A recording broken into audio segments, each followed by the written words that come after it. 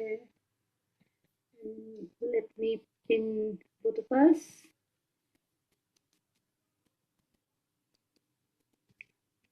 All right. Here we go. Sure.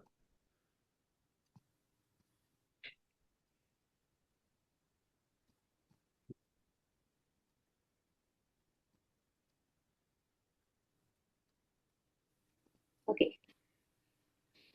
So it's time and we shall start the session.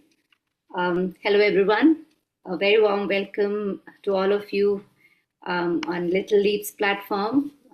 As you all know, I am Madhuri Prasad, the founder of Little Leaps, and it is a great pleasure to have all of you joining us today.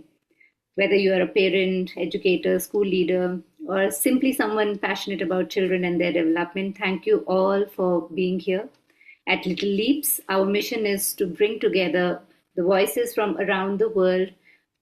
We invite a lot of global experts who inspire us to better understand children and support them in becoming the best version of themselves. So, today's topic, the joy of growing up, invites us to look at childhood and adolescence through a very different lens.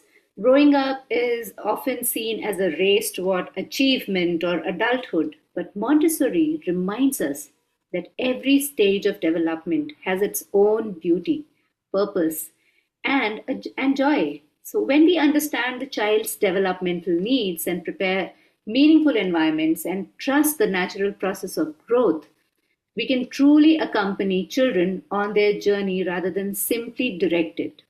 So, it is my privilege to introduce our speaker for today, Eder Cuevas. Eder is the executive director of Montessori Mexico, head of the Chihuahua Montessori School, an AMI trainer for school leaders, and an AMI board member. He is deeply committed to expanding Montessori's social impact through initiatives such as Montessori classrooms inside prisons and has supported Montessori schools, adolescent programs, and family workshops in more than 30 countries.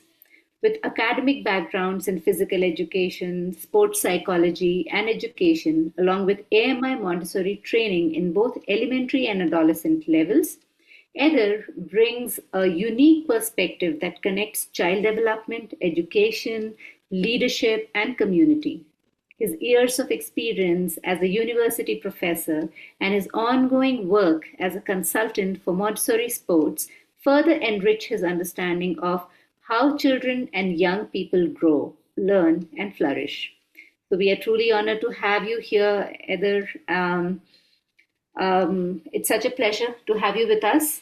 I would like to begin with the title of today's session because it's a beautiful Mhm. one. So, what does the joy of growing up mean to you? And why do you think that it is important that we all celebrate childhood instead of simply seeing it as a preparation for adulthood? Mhm.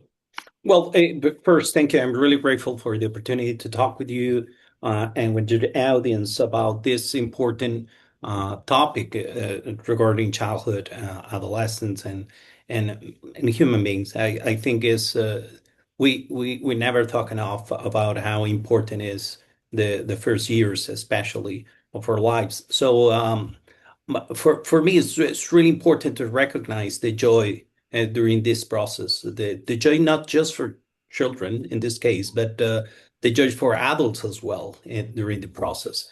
Because nowadays I'm observing that we're losing the joy. Adults are tired with anxiety, sometimes depression, and it's impacting childhood. And therefore, the next generation will have this impact through this process. So we need really to take care of this. We really recognize we need to really acknowledge what is happening right now in order to improve, in order to do it better, because first we deserve it. And secondly, we're talking about the present and the future of humanity. So it is very important to see the importance of education and the importance of family itself in the whole process. Yes, yes, very true. I see so many parents, and I'm talking about parents of infants and toddlers. from this age itself, they are in a rush. They want their children to Mhm. be part of all sorts of extracurricular activities, if not academics, at least preparation to excel in academics in future. So what all things can we do? I see parents asking schools how to make children hold the pencil instead of that feeling that my child has their own way of becoming the person of tomorrow. They are Mhm. themselves pressuring themselves to force the child, and in that process neither one of us are enjoying that journey, isn't True. it? So True. yeah. And I think you mentioned something really important, and because you said asking, they are asking the others. Yes. So and it's a process that mainly is within the family, is happening inside every home. So we really need to take care of that. We really need to say, well, this is first because education comes from family. Education is not coming from schools. It is part of that, but mostly academically, but not in the whole sense of education. So when we really identify the importance of family during this process, it is necessary to, in order to improve, in order to really acknowledge that. Yes, absolutely. So we are talking about the journey up till adolescence and then adulthood. So how do you see this journey from the time the child is an infant till the time the child is an adolescent? But it's a beautiful journey, as I said. It's a joyful journey. The process is trying to discover yourself in a wonderful world, because we of course we sometimes say, well, it's happening this in many countries is happening this. There are different phenomena there are occurring during this nowadays, but first we again we need to observe and see the beauty of what is happening. We need to surprise ourselves in a wonderful world that even with the different challenge, there's a beauty there. It's a wonderful thing.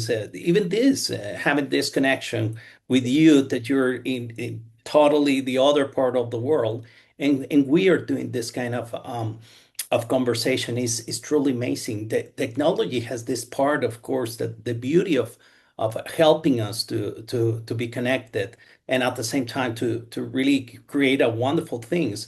But we really need to observe as well what is not doing well in that sense. But just observing a child is quite amazing. Observing a child with the interest, observing a child with the this hungry of getting more knowledge or and understanding the world is such amazing thing.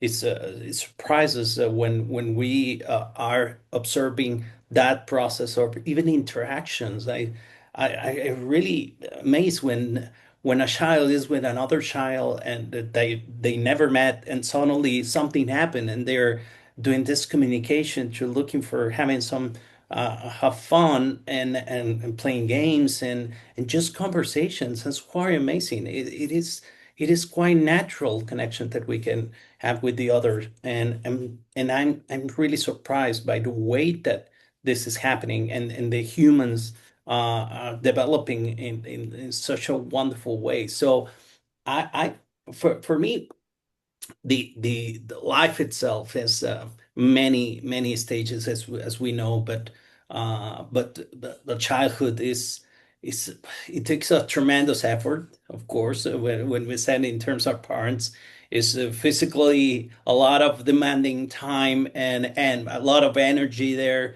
But at the end, it's part of that beauty, because childhood is helping us to understand ourselves as well, to really go deeply inside and observing ourselves about what is the next thing to change of us, as what is the next thing that I really need uh, um, to stay down to the to myself and see, well, okay, and now I understanding more about this through the eyes, because I am observing my child that is doing this and this, and it's beautiful. This is truly a miracle for me. I mean, when you're saying this, it helps us reflect ourselves as well when we are interacting with children. And I just wanted to, I mean, this reminded me of an episode just happened at home today. My daughter is 14-year-old now, and she was alone at home today, and in the afternoon I thought I might go and play for a while and come back. So she was not willing for me to go out, but then I said I really need to, because I also need to have some sort of exercise. And she said, okay, fine, go, but come back in half an hour or 45 minutes. And I said, yeah, I will. But I think I came back half an hour late. And when I came back, she was scolding me. She was she was speaking in the same tone which I use when she is late. And initially, it hurt my ego, and I am like, oh, why are you talking to me like this? I don't like this tone. And she's like, she says, even I don't like your tone. And I was worried about you. I was worried about you because it was you were late, and you did not inform me that you are going to be late. Why didn't you message me? I said, I thought you will be busy, you will be studying, or you will be taking bath, but I'm not sure why I didn't do that. And she's like, no, you should have. Why were you expecting me to call you? When you are out, it is your responsibility to call me and inform me rather than me checking on you. And because you were late, I was pretty much worried. I thought you might have fell on the road or something would have happened to you. And I initially I was like pretty offended, but then I gave myself 5-10 minutes, and then I realized that she was right. And the tone that was coming was exactly me. So I realized that it is nothing but my reflection. So what must I do? Because when I am scolding her, I am expecting certain behavior from her, and I must do the same. So I said, I understand why you were behaving this way, why you were angry with me. I know, I think I took for granted that your dad was also with you, and I just didn't realize that he's not there, and I totally it skipped my mind that I should inform you if I'm late, and I'm sorry about that. I'll remember it next time. And that was about it. And she said, that's good for you. And I'm like, yeah, interesting. So yes, when you are saying that it's a joy, it's joy only when we are also, delving deep into the nitty gritties and trying to understand why the child is behaving in certain way. When this happened, like I said, in the first 5-10 minutes, I was totally aggravated. I was very upset. I was not acceptable of the tone that she was using on me. But then I realized that children are observing us, and this is the time when they are also trying to exercise all the things that they have learned from us. So what we expect, we also should do with them. So it was an interesting experience today. It is. It is. Thank you for sharing. Yeah, I think that when we talk about relationship, everything is perspective and expectations, and we didn't realize until that happened that there's another different way to observe the facts and what actually is happening, because we are different, so we realize in a different way and we understand in a different way. So, but that helps us to understand as well the how the other is looking at, and how important is for them some of the acts. And the beauty of when you were sharing how amazing is that sometimes or kids are using the same, even the same words, and even sometimes the same moves, the faces, and it's truly amazing because that is going to happen, and that helps us to understand as well that if they become parent, that is going to be quite the same thing that they are thinking of educating children, is a way to going to be. Yes, that's very true. So, as parents, we often want to create such environments, right? But we are coming with our own baggages.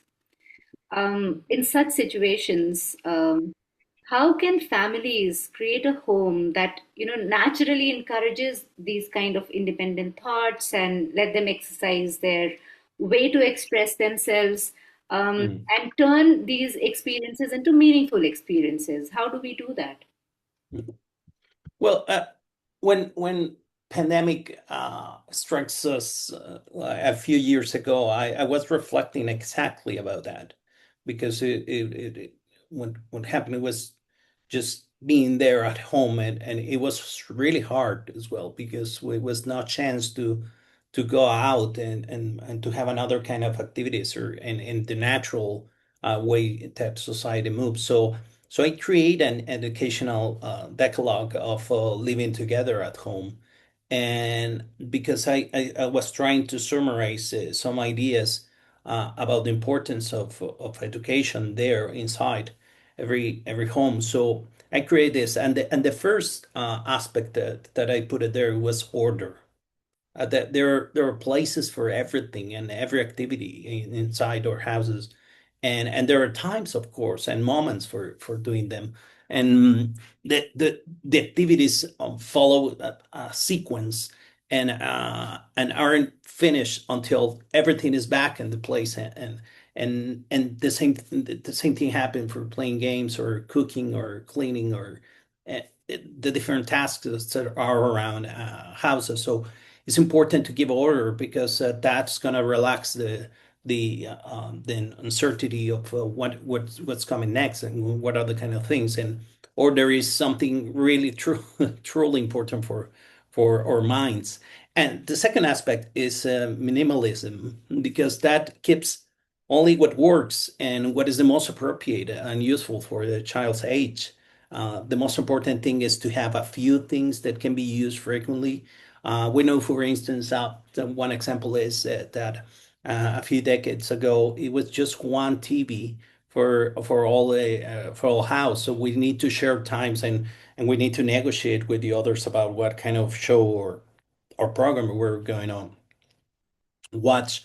And so that is part of really understanding humanity of looking at the different aspects of that. So the first order, second minimalism, the third is silence. I said children need spaces with minimal stimulation. We know that now is the time for the different sources of stimulation, and it's quite a crazy time in that sense. But they need silence as a part of their spiritual growth. And even if we don't, if we said no, they really want to get involved in different things and they want more activity. Yeah, but they need to relax. They need time to go deeply in their own lives and their own thoughts. This time for just having really clear image about what are they doing, the way that they are doing, and what's happening is important. So first order, second minimalism, third silence, and fourth is freedom. We know the importance of freedom, but giving children the freedom to create, to experiment, and find answers for themselves, allow them to make mistakes and find solution.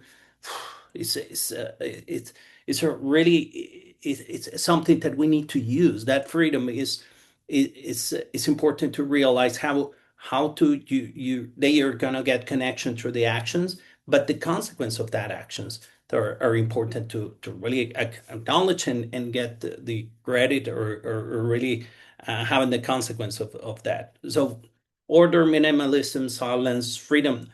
The fifth is clear boundaries, because freedom comes with boundaries. It is part of us, the society, that we have limits as a part of being citizens. So what is possible to do and what is not allowed to do, it's something that we can create and reinforce inside our families, because boundaries has a natural or logical consequences. And what happened if I'm breaking this law, or what happened if I'm doing this?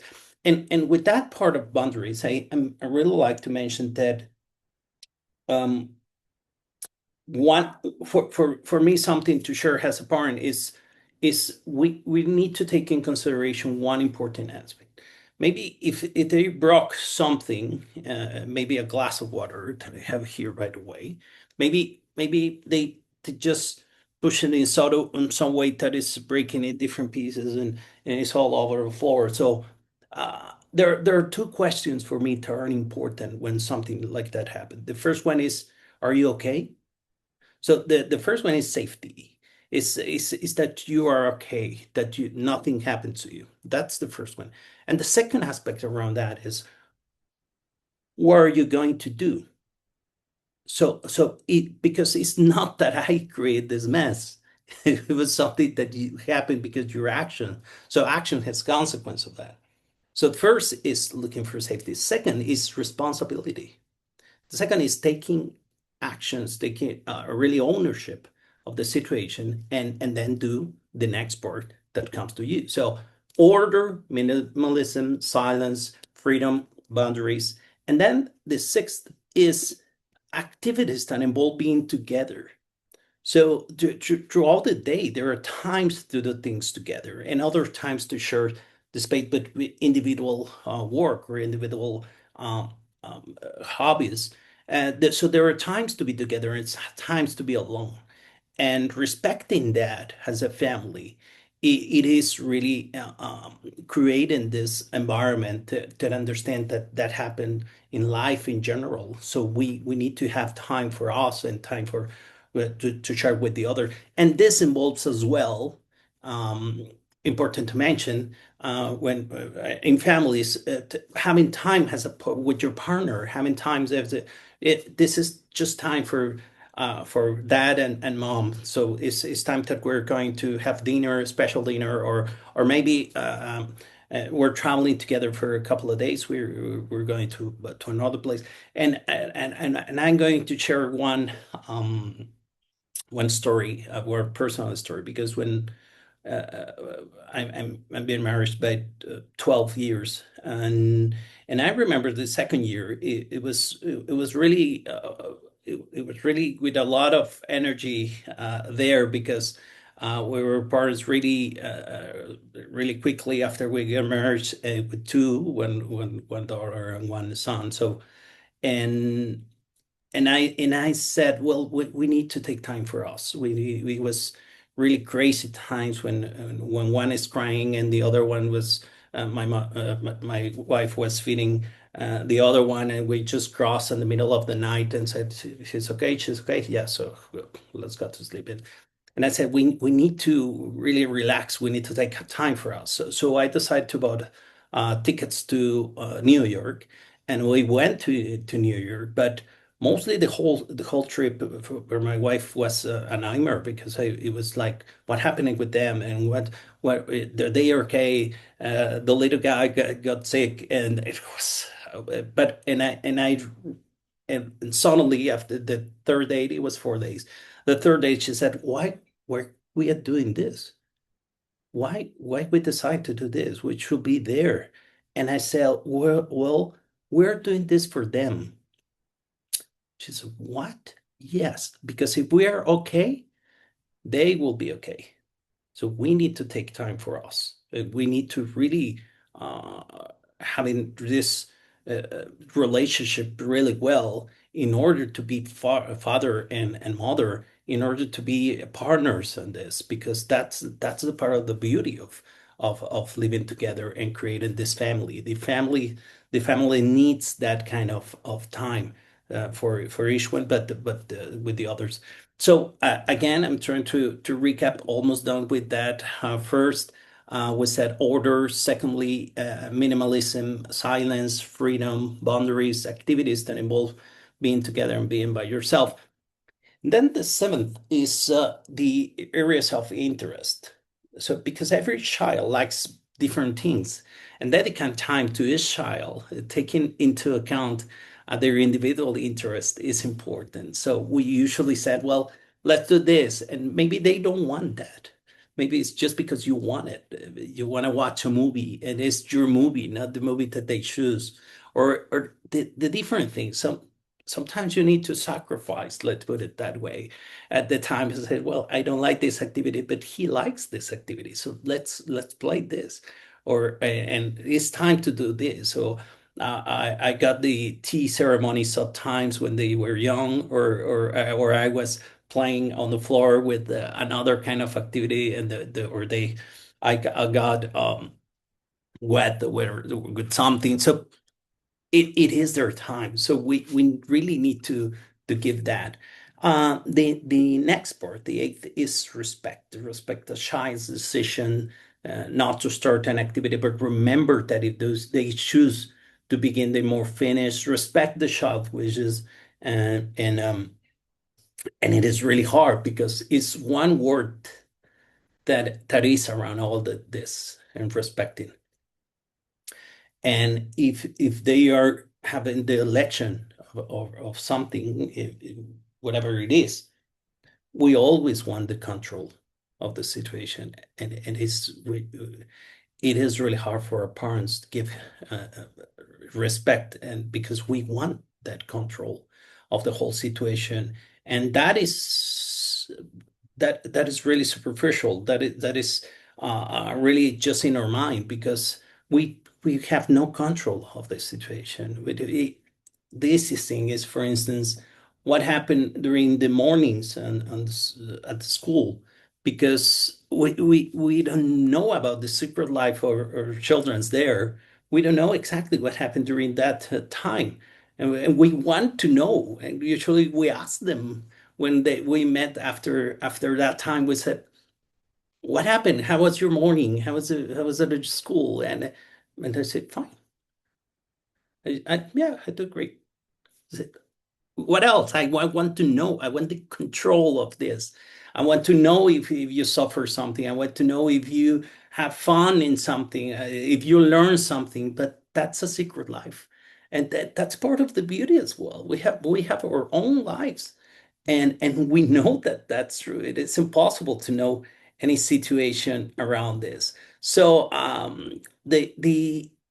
the ninth part is recreation. Adults need to recreate their perspective and find ways to reconnect with themselves. They shouldn't do the recreation and more spontaneously. It's more natural that they are looking for this kind of activities, or trying to be there in a different way. But we as an adults needs to reencounter or reconquer that part of recreation. And the last part, because I'm talking too much.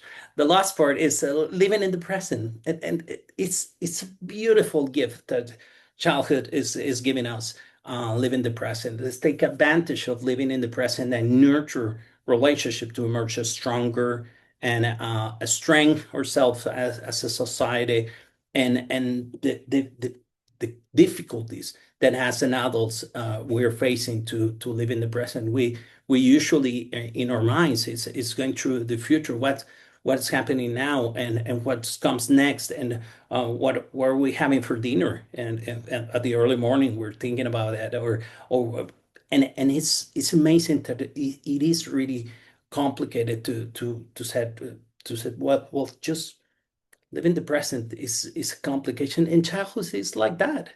They have no idea about what time it is, about what's happening next, and just living the present. That's really beautiful. That's really something that we need to learn from children. I completely agree with you, and I really love the way you broke everything, and then you have put all the points together and made it wholesome for not just the children but the entire family unit and even school unit for that matter. So Mhm. I was addressing this group of parents in a parent orientation, and they were asking the school um, to give details of, and I work with 0 to 3 age group, so it was a toddlers community parents, and as we all know that children in this age are non-vocal most of the time, and even if they start to talk, they cannot express themselves in complete sentences. So the parents ask from the school was, give us what the child is doing on a regular basis.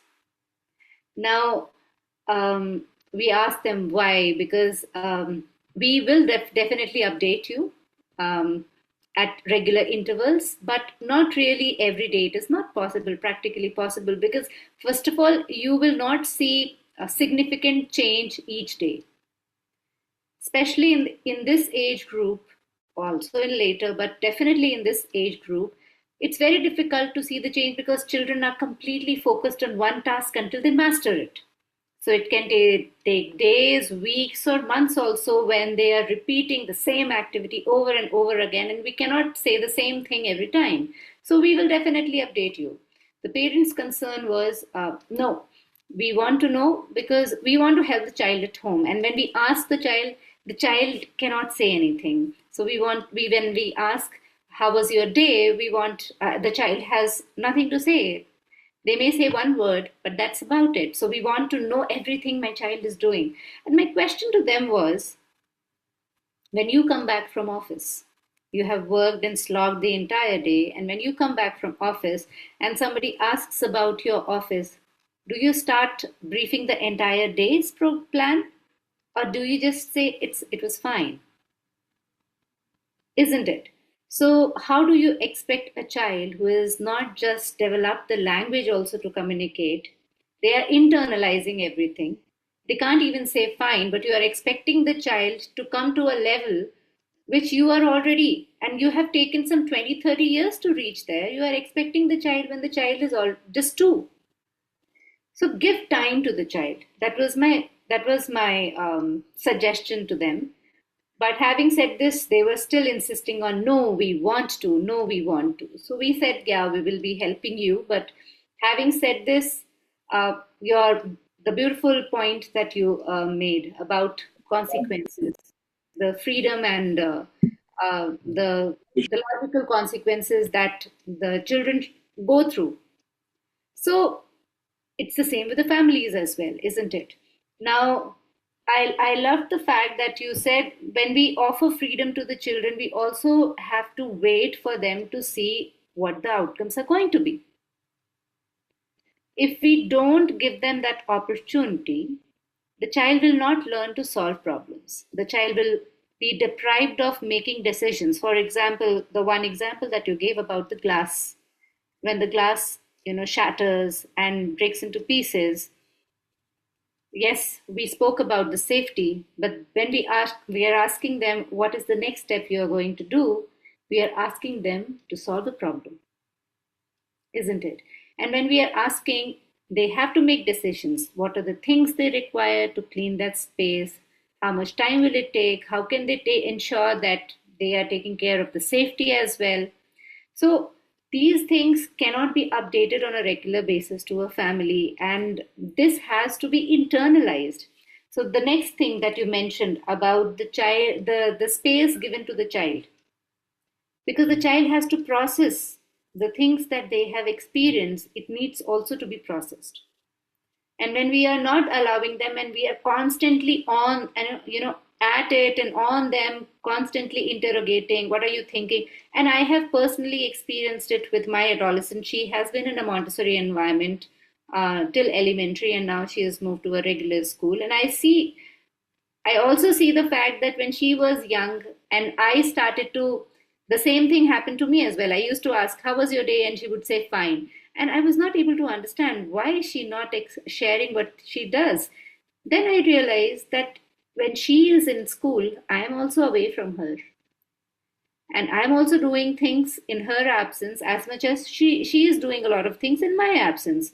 So if I am expecting her to share her day, I must also share my day.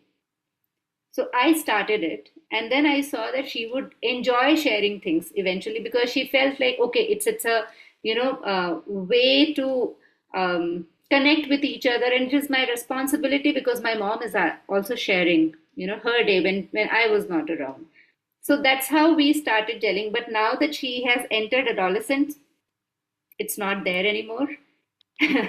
It's again back to square one, even though I'm trying to share a lot of stories when what I did during the day. No, I ask Do her, you want to know how to get at that point? yes please. I have really good advice about it. The adolescents of course, they don't want to share because it's a part of it's really personal and is they are really sensitive with the different comments, not just Yeah. from you, but for the others.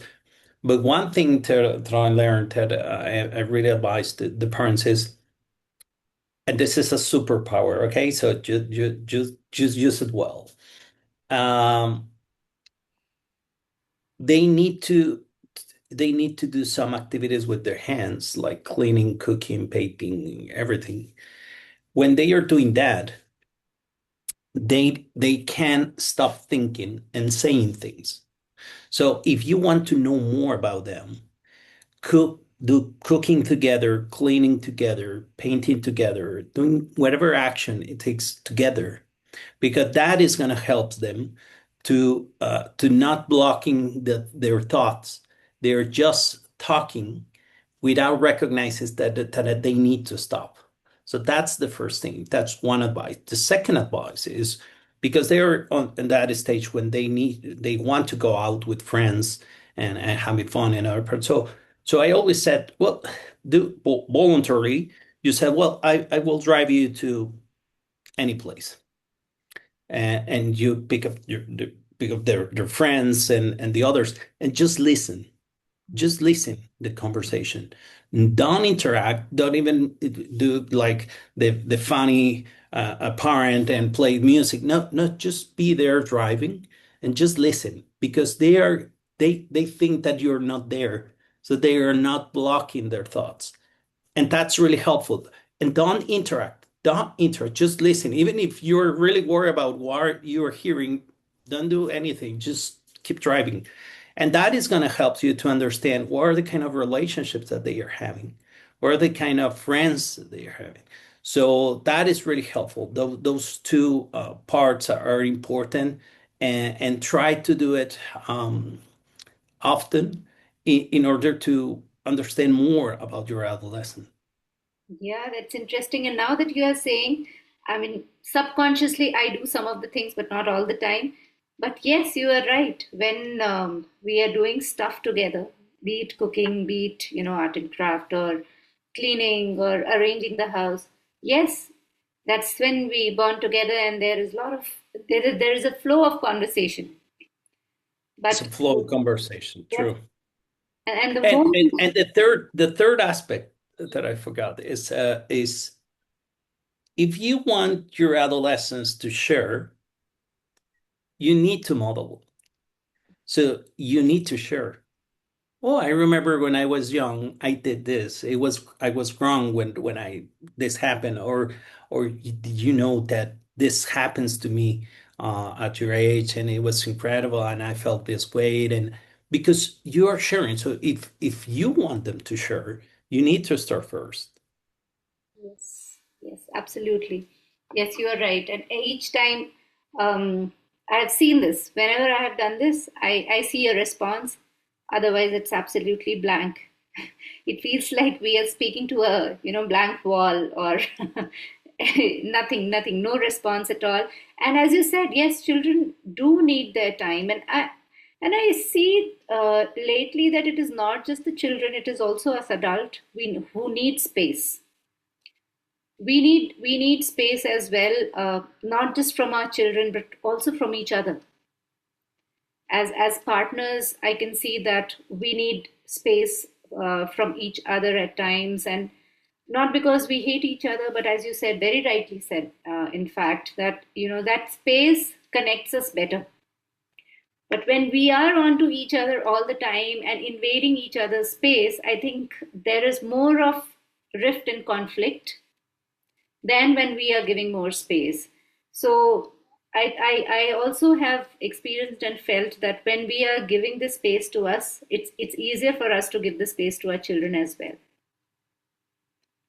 True, And totally true. automatically the mentality of controlling, the mentality of authority on our children, or anybody around us for that matter, it slowly dissolves. And when it starts dissolving is when we connect better with the people around Mhm, us.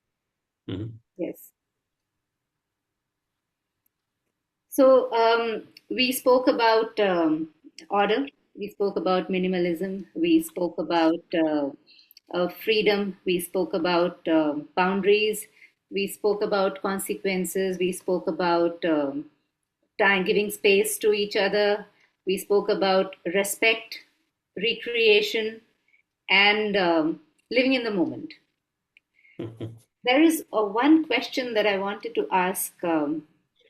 Nowadays, children are spending a lot more time than before on screen. When you were talking about minimalism, where you were saying that we used to have one television for the entire family, and it gave us an Mhm. opportunity to respect each other's preferences. So, if this is Mhm. the time for my grandparent to watch this particular series, we will allow them to have that time, and then it is my time, and then everybody would take their turns.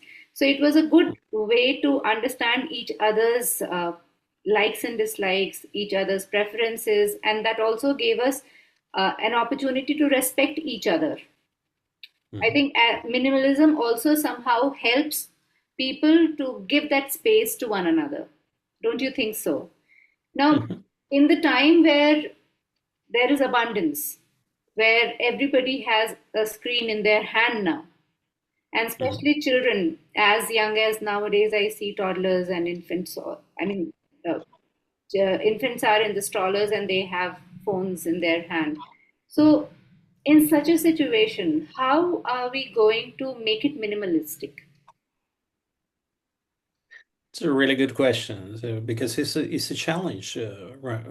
Nowadays, it's really hard to quit, to do some of the things that we are offering to the others, especially because if you offer a phone to your kid, or put it in another way, if another family is offering a phone, is a lot of pressure.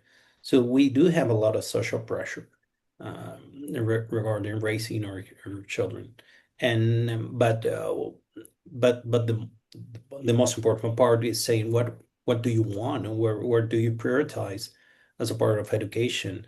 So and we need to they need to understand that there's don't take it for granted when we said, well, I have many resources, I have many things, devices and food and everything. So we they need to know that there's another way to see life and realities. So what I'm trying to say here is that they need to really be connected with the nature of the human, and with the reality around the world that is not the same for everyone. They need to know the realities that happenings in many different communities in many different countries. So when they realize the importance of simply food, the importance of resources, and the importance of even care, or families, because we said, well, I have my family, and yeah, but that's not the reality for all of them. So and I encourage a lot of schools to the importance of the social programs, because that is going to help us, not just children but families, to realize that's there is a mission there, that is a considerations to take, to really discover another part of society that is not easy to see.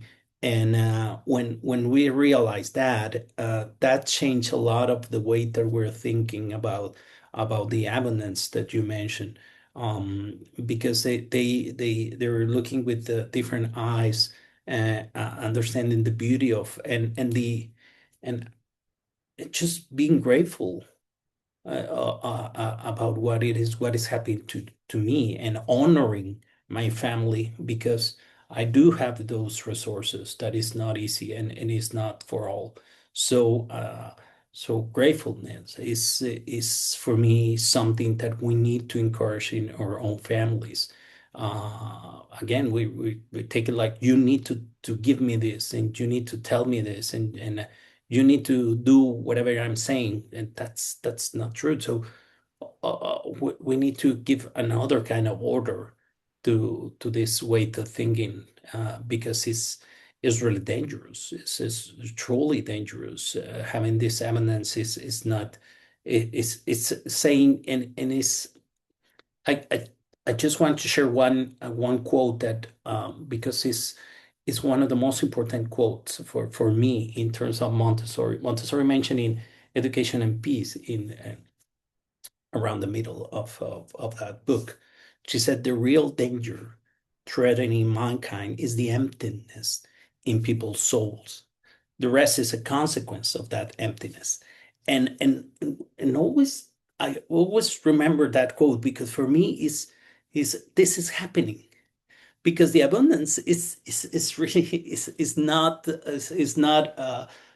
truly an abundance is more like something that is fake Distraction. Distraction. because we're yeah it's a distraction. It's something that is there but it's not inside and we need not the things that are outside ourselves. We need to fit ourselves and not just in terms of food but that is what happening and for me we're losing a lot of this and I'm really worried about that because what's happening right now even if I have a phone in my hand I'm distracting of talking to me of understand me and this thing is just wasting time. We're wasting a lot of time there and we that is not going to come back. We're wasting our time. Absolutely. It's very, very true. And I think we all are going through this phase.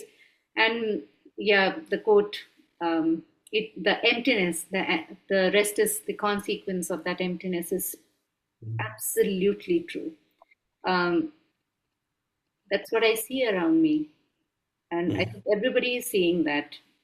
The world is actually experiencing this emptiness. This emptiness, True. the disturbance in the world is the outcome of that emptiness, like she had said. So yes, and more of people are spending their time on internet and trying to get influenced by someone else's opinion and not really have the capability to have their own views, own opinion. The more we are becoming subservient to the other people, Mhm. we are becoming more dependent on others' viewpoint. I think we lose a little bit of our self image as well. Don't you Mhm. think so? I mean, in Mhm. this process, we do lose our self image and we are waiting for someone else's, the external validation. And the more we are waiting for external validation and we are not receiving it, the more it's making us, um, I feel, angry, aggressive. Mhm. So it's very important to have that understanding. So you were saying something about you running some school programs for parents to have that understanding. So how do you do that? I mean, for some of the parents, some of the educators who have their own schools, how do you do that? You know, that can help parents understand this and support them. Well, we need a lot of communication with parents. The communication is really important part, but not just in simple basis. But you need to meet their own needs at the time that they need it, because it's a different kind of information and communication that a parent of 0 to 3 years old needs, and the different, even if they're compare stages with the adolescent, with a parent that has adolescent. So we really need to meet their needs and the kind of topics that they need because they're struggling. The parents, what I am observing is sometimes they're really well, they are really worried because they don't know exactly what to do. And usually that is showing through the discussions that we have with teachers and families. They are really afraid of many things. And one of the questions that they need to know is what's happening and why it's not working well or according to their own expectations. There is one thing that I also want to add over here. The problem with the parents right now I see is also that yes, they don't know, but the problem is that they think that they know.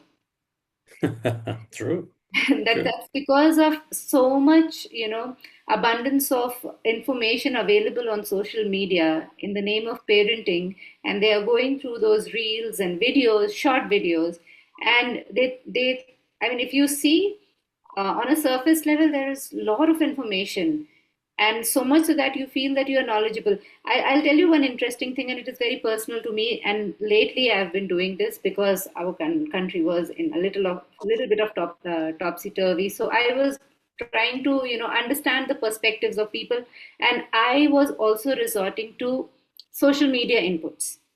Then I Mhm. realized when I am going through these social media inputs, as much as I am learning the opinion of people, because as we know, the social media has its algorithm, isn't it? So what happens is what I am searching for, it is feeding me the same kind of information. And then we are missing the other side of the perspective. Sure. So when we are having a mindset and the algorithm is feeding on that, we are actually not learning anything at all. Sure. So it's important for us to have a detailed understanding which is unbiased, and it can be about parenting, it can be about researches, it can be about politics, it can be about history, it can be about anything. But um, this is what parents lack. So like as you said, when the parents are coming in the environment and they are saying what is happening and why this is not working, it is because though it looks like they have a lot of information, but actually that information is not helping them translate it and understand why this is working or not working in a space, in a given space, whether it is a home environment or a school environment. The confusion lies because they think I know, I understand, but I don't see it happening. So why is it not happening? I have also seen parents asking questions to educators, not asking, suggesting educators about their child. See, my child is crying. So you give them this toy in their hand and the child will be quiet. Or you talk about this and the child will be quiet. So I think this is coming from half-baked information. Uh, I mean, you can continue with what you were saying. I just wanted to add this over here. No, no, that's absolutely true. But again, the social media is showing you perfection that isn't true, and you're expecting the same thing. So they are demanding that part from a school, but not from home. That's the tricky part. We say, well, what this is not happening there. Why you're asking here to do it? So because again, they have no control of the situation, and they are really afraid to because they want to do the best. At the end, it's the same thing. We want to do the best for children, but we are not communicating well enough to really to show what is happening and what's the best right now. And the second part is that sometimes we, because I'm going to include myself or as a parent, we take it personal. We for us is trying this dialogue, this internal dialogue, saying, well, if something is not happening with my kid, if something is not working well, so it's my fault. So I'm not good enough as a parent. And that's not true. We don't know that they're not perfect. They're different, and they are different needs, and they need different parts of it. So it is different. This we really need to separate that part. It's our child. It's not about you. It's about your child. And when you realize that we put the child on the center, so we can add different things from the parents' perspective and the school perspective in order to improve the situation. Yes, that's very true. I think as parents, we do have this tendency to attach our, ego or our identity with our children. And if somebody is pointing at the child, we feel that I'm being insulted. They're telling me, they're targeting me. And this is why this feeling of we judging ourselves as good or a bad parent and not really trying to fix the issue, but shutting ourselves because we feel like we are being targeted. Mhm. So, as you very rightly said, first of all, we need to detach ourselves from our children and see the child as a child and us as a parent.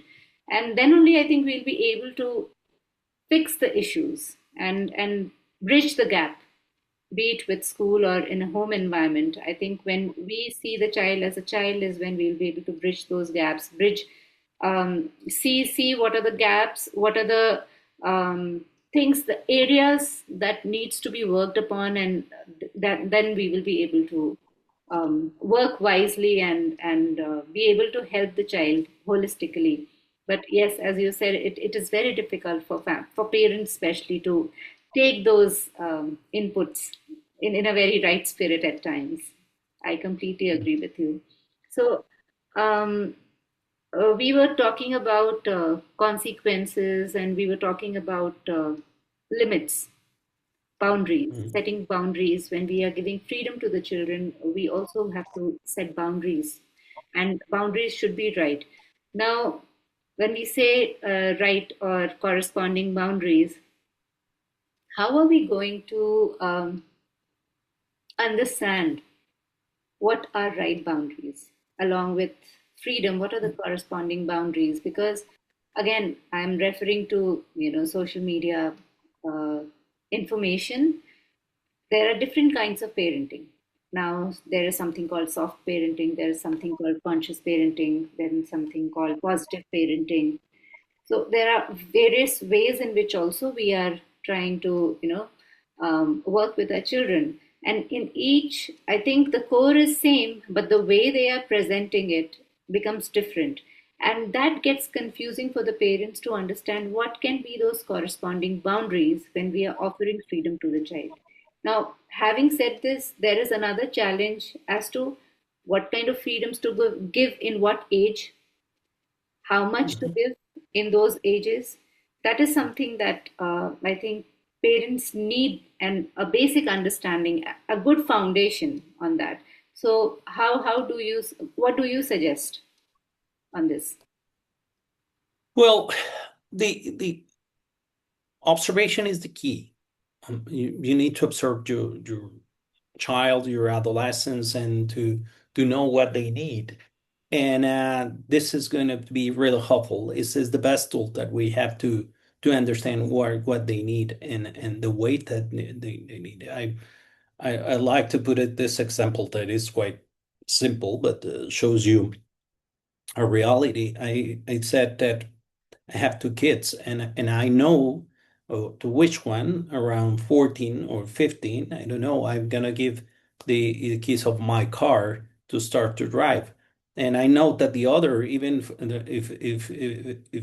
if they're 40, I'm not gonna leave my cars because they are different. They have different ways to see the responsibilities of different. And I'm of course I'm just making fun of this, but they are different. That is not such a thing like justice because you give them something to the at that specific age that you need to give them to the other one. They are different, and we really are confused in that way. And it is a responsibility there.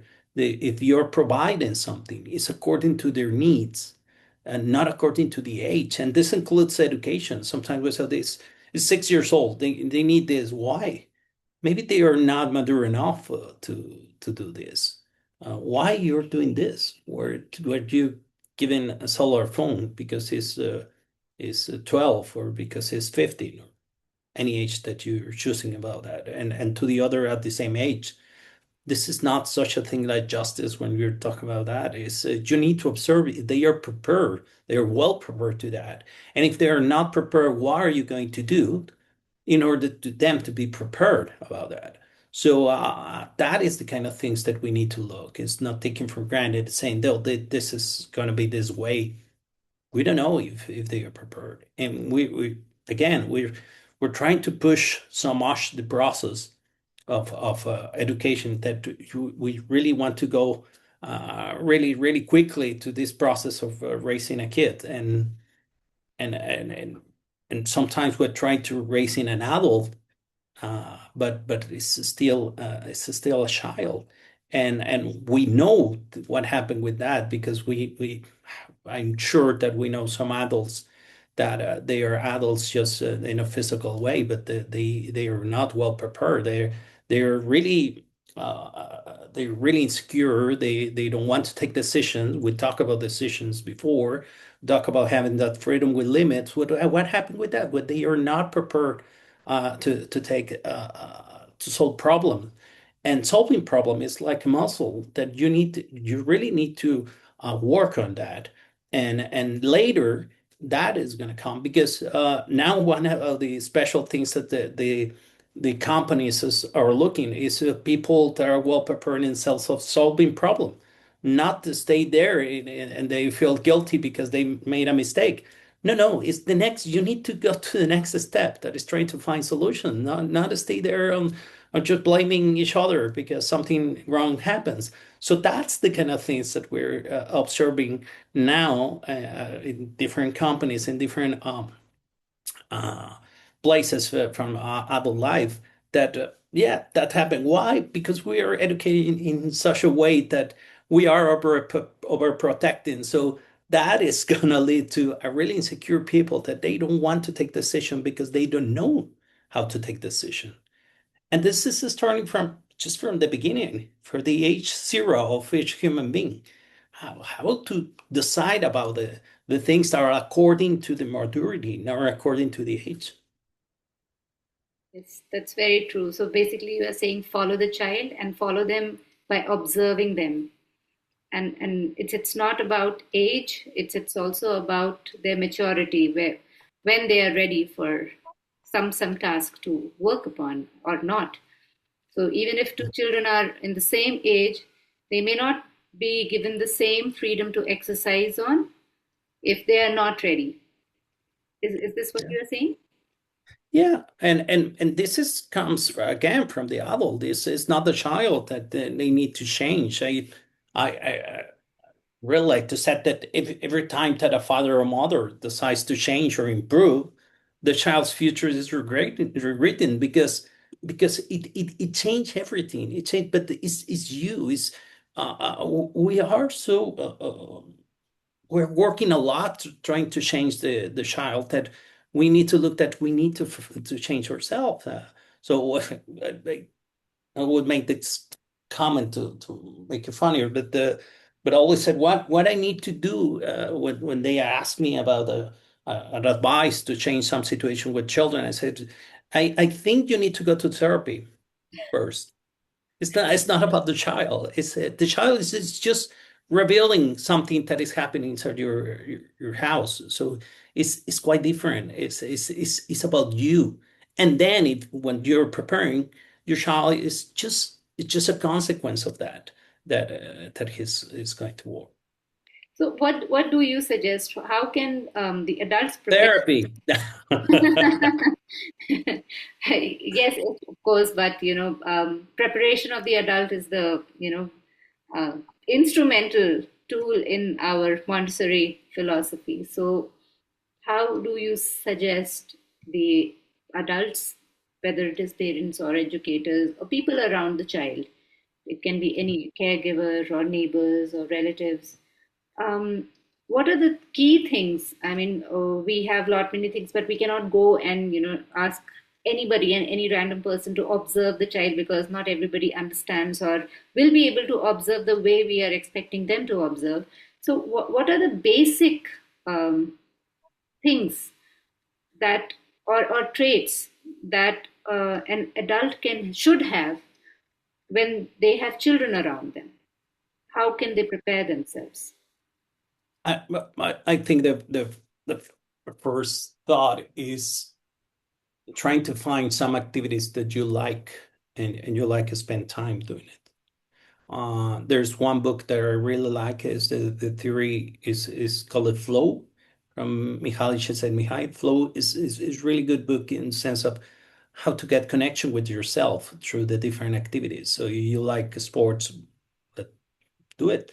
If you like reading, if you like writing, if you like arts, or if you like doing it, I think we are losing ourselves. So we're losing childhood through that process. So we need to find ourselves. We need to reconquer our lives, and this is through the mission. Montessori call it a cosmic task, and this cosmic task, we really need to walk this process, this journey, and so we need to reconquer our lives through our own skills, our own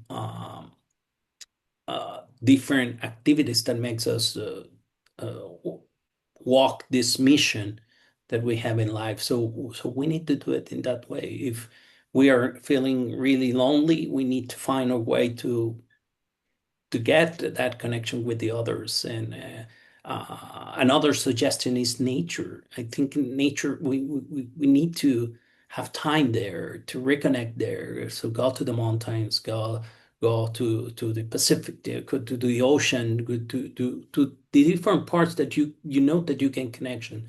And it's really interesting when you having this connection through nature with the others, with your family, there are really meaningful experiences there because that is going to help us to connect. We're human beings, so we need nature as a part of our journey. So we need time for ourselves, as I mentioned, with the others, but nature is going to help us to get that connection. I mentioned silence as a part of that. I mentioned take your time, your personal time to.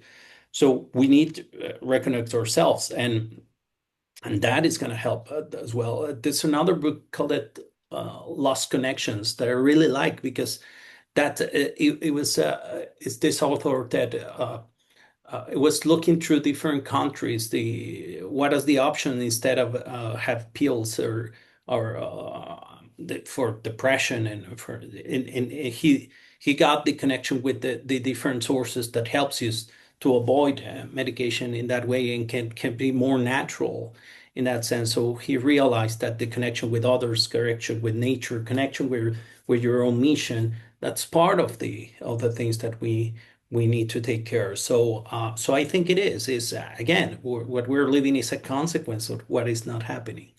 Yeah, so basically, you are saying learn to live in the moment. What we teach our Another way to say. children, yeah, we have to first, role model it. Mm, yeah. Thank you so much, Eder. It's time already. We have passed the time actually, and thank you for those who have attended the sessions. If you have any questions, we can just have a quick one question, or else we will end the session for today. We are waiting. You can either raise your hand and unmute yourself, or you can write in the chat, and we will answer it. Hello, ma'am. My name is Sonika, Hi, hi. and I would like to say muchas gracias, Mr. Eder, for such a wonderful talk. Thank you. My question is a little different from the topic. Being Mhm, a mother of one 5-year-old and one 3-year-old baby, whom I have enrolled to a Montessori recently, like 4 months back. So, mhm, what I found, this education system is so different from the conventional, like how we all have studied. And I'm so surprised to see the benefits what it is giving it to the children. mhm, However, I also observed that so many parents that they will enroll their children, young children, to Montessori, and once they reach to the age of like 8 and 9, mostly they will put them to the conventional schooling, where the methodology, the pedagogy is entirely different. Here, we give the chance to the children to have independent thinking, you know, and there they have to go by the rules what the school provides, like you read mathematics for 45 minutes and then go for science, and as we have all studied. So what is the solution for this? Why do parents go for the conventional schooling when they know the Montessori system is so good for their children, for the society, for the kind of human being that they become when they grow old? Thank you for your question. I think it's a wonderful question. It's something that happens everywhere around the world. This is a really common fact, but I think what is happening is that the has a parents and it's natural. We're really worried about to do our best our child when they are growing up, that when they are adults. So, but we are so worried to have a good adults that we're missing to have a good children. And we are losing that part. We're saying, and our idea of education is usually coming from our own history of our part, what happened with us in the past. So we think that that's the best thing, but it's a different world, it's a different situation, and you are in a different mindset now because you are understanding there's another way to educate. So we're afraid, we're really worried about doing that. And but I need to say as well that we're missing something as a Montessori schools. We're missing something. We're not communicating well enough because if we are doing right in that way, that more parents are going to be convinced that this is okay, that this is the way to follow. So we as a parents we need confirmations that we're in a good track, that we're in a good path. So but we need more information, more clear information. We need evidence that this is going to work. So that needs to meet and needs to tell me how to do it. And we don't have enough evidence talking about scientifically. We do have it, but not a lot because it's still, I'm really surprised that we're still finding people that they don't know about Montessori. And I said, why? Why? If this is a really natural, a really good way to do the education, why would you don't know about it? Or so I think it's something in both sides. Something happened with parents in the sense of course, they want the best, but they are not sure if they need to go quickly to the traditional education or the mainstream education. But again, I think it's part of our role as well as in Montessori to communicate in the best way. Yes, and I would like to share because I also had a first-hand experience because my daughter was in elementary, till elementary, she was in a Montessori environment, and now she is for last 3 years, she's in a traditional school system. And I was very happy until she was in the lower elementary. Um, I thank the Montessori environment because she is a person because of being in the Montessori environment. That is for sure. I must tell you this. Um, she's opinionated, she's independent, she knows how to present herself. So personality wise, Montessori I feel is one of the best places to have your children in. But having said this, we live in a world where academic excellence is key right now, especially because we have dearth of opportunities, and nowadays we have academic inflation. For the same job role, when we had only bachelor's degree enough, now we need to have either master's, sometimes PhD as well. So we need to have a good academic background as well when we are looking for our future. And as Eder rightly said, Montessori is still struggling to integrate the academics into the pure, unadulterated, high fidelity Montessori environment. It is very difficult to incorporate both together and then make it very, especially when it comes to upper classes, and I'm talking about India. We don't have adolescence program. I think we hardly have 2 or 3 adolescent programs in the entire country. And as you said, scientifically, we are not sure, and most of the schools are going with open school boards and not really integrating with the state board or any of the government affiliated boards. So it becomes challenging as parents to trust the process, Montessori process, when children are going into higher classes. So, having said this, I must tell you that the entire journey or the entire experience of 9 years that my daughter had in a Montessori school, I can see that manifesting when she is in her traditional school system because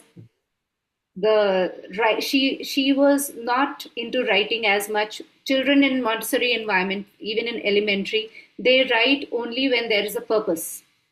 So, whereas in a traditional school system, here especially, it's a rote learning system. So there is a lot of writing. And I see what she had missed in the first 6 years of schooling, she has coped up in 2 years itself. So, and because they have lots of hands-on experiential based learning in a Montessori environment, they see things. They just don't mug things up. They don't just learn it in a rote manner, but they visualize things. So the understanding is very deep. So, I mean, as much as we can keep talking about Montessori, I think children coming out of Montessori, you will see that they will excel in any field they choose. That's for sure. And I think Eder will be the right person to share. I think Adolescents is also coming up with beautiful programs where we build Oh, it's more of trust. there's a lot of, in that sense, I need to clarify that part, there is evidence of what is happening with the adolescents. The thing is that it's not enough. We need to communicate in such a way that we show that what is happening. And the thing is that usually it's very fake in what's happening in the mainstream education with the way that they are learning, because you mentioned something really important, the purpose of this. The adolescent is going to ask you, okay, but why should I know this? And this is going to be there on the test, or what. But they are always struggling with that because there's not purpose, not real purpose, and we need the real purpose of this. And the second part that I want to mention, according to that, is that the way that we're educating is impacting, because in the last years, in the economic forum in Switzerland, they're talking about the different skills and different things that for the people in the future. So where they looking is the kind of skills that we are really working on in Montessori. What is happening in Montessori about creativity and about working as a community, solving problems, adaptation, that is really important. Adaptation is something that comes from in a Montessori, and adaptation Montessori says that it is kind of the same feeling with happiness, because if you are adapting to any circumstances, nothing is you don't need to worry about it. You're going to be fine. So there is a lot of things. I have been in 30 countries around the world, mostly being in adolescence community, adolescent Montessori adolescence community, and I can see the beauty of this work. And but as you mentioned, in your country, the same thing. Well, in Mexico, it's around 20 Montessori school for adolescents, but we need more. We need to realize that we need more Montessori schools. Yes, that reinforces the trust also. When we see people coming out, I mean, I have not seen any children coming out from an adolescence program and taking up, a professional mainstream courses. So when we don't have that kind of evidence, or when we don't have those kinds of examples, it gets a little tricky for parents to put through that stream also. So I think we can keep talking about Montessori. I hope that answers your question. I forgot your name, Monica, because your name Yes, is. ma'am. Sonika. Up to a little bit, ma'am, because I again want to reiterate, I'm super happy and I feel myself so lucky that I got introduced with this concept of Montessori, because 4 months before I never heard about this term. But my only concern is I like the system so much, but I'm worried when my child is about 9 years, because right now where he's studying, they have only till 9 years, and I'm worried. I don't feel like sending him to a conventional system where where that it is so different. They will stop the way they think. They have to follow their kind of learning. They have to stop somewhere asking so many whys where they can do it, so openly in Montessori system. So my only worry is what after 9 years in You India one if thing. I'm staying there. I'll tell you one thing that my trainer, and either I'm sure you will be knowing Julia Hilson. She is 0 to 3 trainer, and when she was taking my training, I had the same concern, because when our children are in Montessori environment, we are completely enamored by the program. So I totally get that, and I had asked the same question, because until then, even this environment was, I think, till 9 years or maybe 12 years, and I was worried about what to do later. And when I spoke to her, she told me this. She said, even if your child is only in a Montessori environment up till 6 years, and the child gets into a regular school system, the child will be still able to adapt. As Eder mentioned, that children become so adaptive that they know how to lead. And after that, in fact, it's the home environment, it's the parents that will help the child become the person. So, not to worry about what happens after the child is 9 years old, because you will be there. You know what happens. You know, you will be having so many takeaways in this journey when you will see your children growing, and the school will also be guiding you through and through.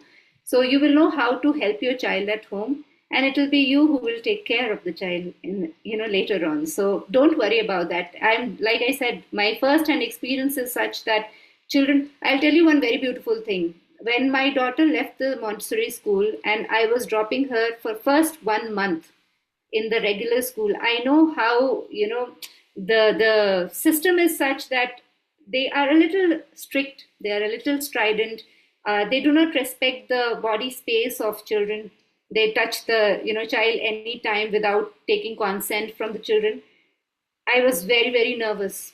And she told me the first day they had the school orientation, and this was the first time she had these trousers that she was wearing, and she was keeping both her hands inside the pocket. And she was walking in the school corridor, and there was this school staff. She takes her hand off the pocket and, just flies it away, saying, "You're not supposed to put your hands inside the pocket." And she was startled. She looked at the staff, and she's like, "How can you touch me?" She came and she told me, and that kind of made me so disheartened. I'm like, where have I put my daughter? After 2 weeks, she is telling me, "Mom, it looks like you are more anxious than I am. You don't worry. I'm fine. I have adapted well and I'll be able to cope. You don't worry." And that gave me so much of a surety. And from then till now, I have never heard any complaints about her. And she has only progressed. She has taken her own time, but she is really doing well. Thank you so much, ma'am. Thank you. Yeah, sure. Thank you. Thank you so much. Yeah, for this. yeah, thank you for asking this question, because I know many parents have these concerns. I, as a Montessorian and as a Montessori parent also, I've gone through all this journey. So yeah, it's beautiful to know that everybody thinks that way.